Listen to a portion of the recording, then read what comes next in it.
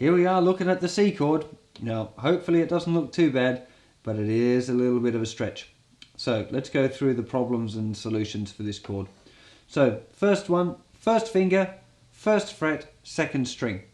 Nothing on the E string and nothing on the G string. That's nothing on the first string or nothing on the third string. Second finger is reaching over here to the second fret of the fourth string, and then third finger's got to stretch over here to the third fret of the fifth string. Now, there's a few different little tips we can give you for getting this stretch nice. First of all, if you play it really square like this, it's actually quite difficult to do with the fingers parallel to the frets. You do have to, I can feel that stretching my hand doing that right now. Now, if you look at the way that I'm doing it, I'm kind of laying the fingers over a little bit. Now, if I took my hand off, they're kind of, it looks like they're all in a line. They're all kind of touching each other. And you can see that the angle now is kind of that way a little bit. It's more, it's actually, they kind of look like they're pointing at my eyes, whereas that way they're pointing at the ceiling. We just turn it around a little bit like that, and you get a bit more of a, it definitely makes it easier to play. Yeah? So this way you're really having to stretch the distance between your fingers. Here you're just changing how far each finger is reaching out. That makes a big difference for that one. Now you can probably see there my thumb flopping over there, but actually we want to get that thumb behind for you now. Later on you can use your thumb over here, but for you now, back behind.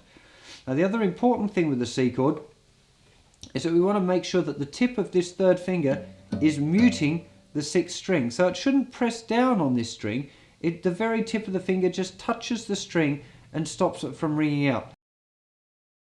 Now the thing that you'll find here with this chord as well, especially when you go on to do the strum pick out strum, is there's quite a few places where fingers can lean over and touch other strings. So there's the correct sound for it. Now the first note, which is the fifth string, you're probably not going to have too much trouble with. It's pretty straightforward. The next note here, which is the fourth string, it's very likely here that your third finger is going to be leaning over and touching that fourth string. So that's the first thing that you want to look out for, is making sure that finger's nice and up.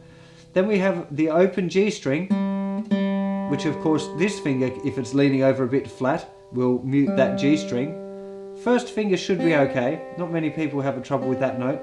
But then the open E string, if the first finger's leaning over a little bit too much, you'll get the open E string muted. So it really is, the trick with C chord is, one, don't be too square like this. Allow your fingers to be a little bit of an angle, and also to make sure that you're really on the points with the fingers. Don't let them lay down too flat, or you'll just always be muting the strings next to them.